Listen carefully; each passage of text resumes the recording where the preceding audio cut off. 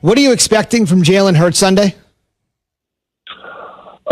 I expect a rough start, man. I mean, your first start against the best defense in the National Football League in the New Orleans Saints.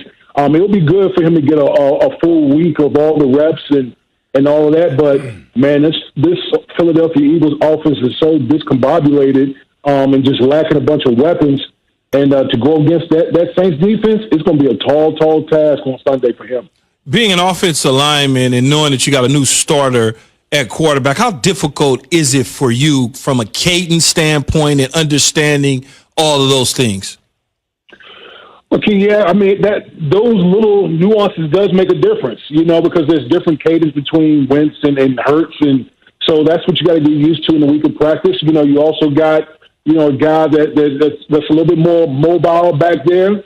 So as an offensive lineman, as you're blocking, sometimes those guys tend to disengage when they see the quarterback moving around.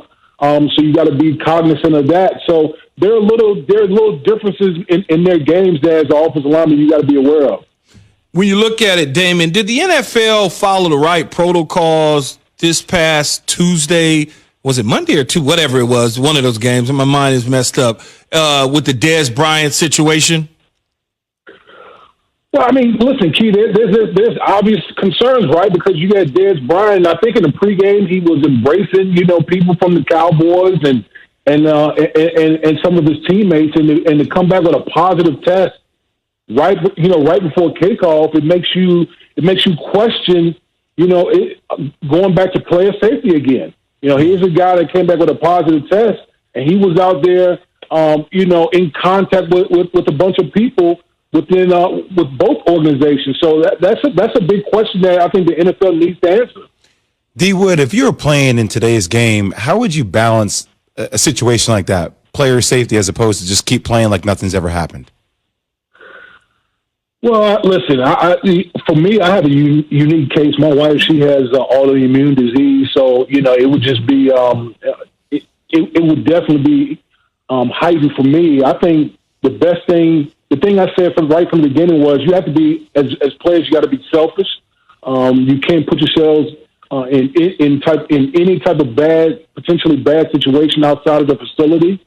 And I just think you just got to be as careful as possible, knowing that you also play a contact sport, so you're going to be in contact with all these other players, and you don't know what they're doing. So it's definitely a balancing act. But listen, at the end of the day, guys want to get paid. Mm-hmm. So you're going to go out there and get that paycheck. Fair enough. Damien, we know you got to run. You got to be on SportsCenter in just a few minutes. Appreciate your perspective and enjoy Thursday Night Football tonight. It's a day that ends in Y. Football is being played, right? Thanks very much. All right. Thank you, guys. All right, D-Wood. Is it a game tonight? Seriously. I mean, Tuesday, when did they play? It was Wednesday. It was Monday. I'm like, 2 games Monday. We got games every I day. just know they Tuesday. played and nobody played Wednesday. That's all I know. I forgot who played on Monday. Yeah, we had 2 games Monday, including your great call of the Washington football team over Pittsburgh. Well, that's why I was like, when did Baltimore play? What Tuesday. day was that? Yeah, it was Tuesday. On a Tuesday. How about this, guys? Looking ahead, think about the primetime slate here over the next few games. Thursday night, tonight, you got the Rams and the Pats. Obviously, an important game for both. We've discussed it throughout the morning. Mm-hmm. You kind of understand what's at stake for both squads here.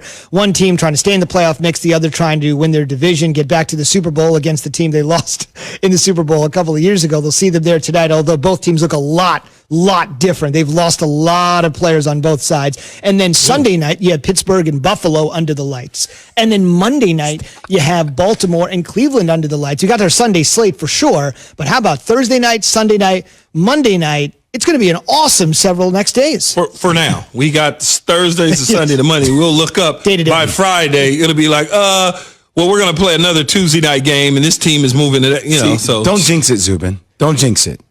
Well, it's been happening, seems like every single week. It's not that he's jinxing. No, I know. I know. I mean, like, it's just keep happening. Can the Pats win out and make the playoffs?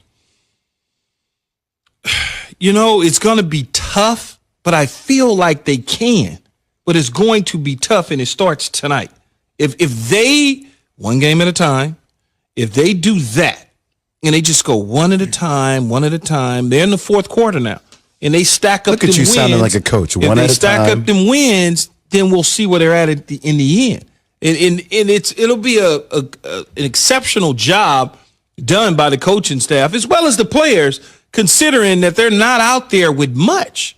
They're not. Can you make the argument? Go ahead, Jay. I was going to say, just going back to our conversation I talked to Mike Reese today, who is around the Patriots organization a lot. He said they're the most confident they've ever been thus far this year.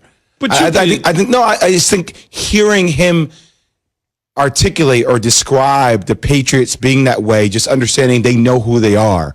Downhill, they're going to pound the ball, they're going to do it on special teams. That pays a lot of dividends when you're not trying to get, as you would like to say, Key, sometimes with Jared Goff, you wonder about it. Is he going to get too cute?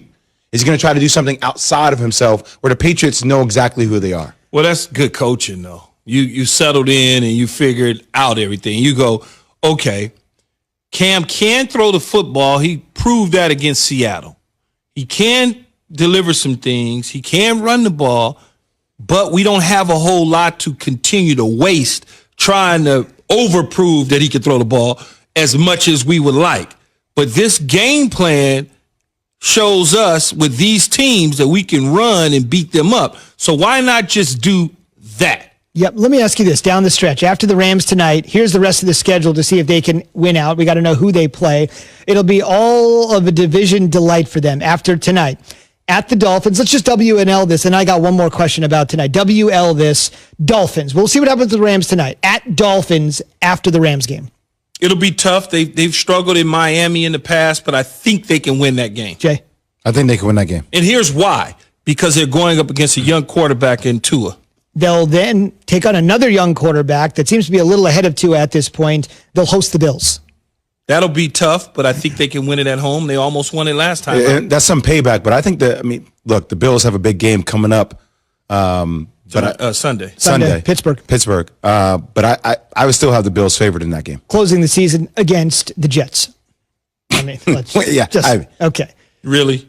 Just had to throw it out to round it out. Yeah. Here's the other question for tonight. Nobody wants to play on 4 days rest. Everybody in the league hates going Monday, Thursday. I mean, the players hate Thursday. I'm not in a locker room, but I've heard every one of them I've ever interviewed say they hate Thursday games. But is this the ideal Thursday scenario if there is such a thing for teams that hate it?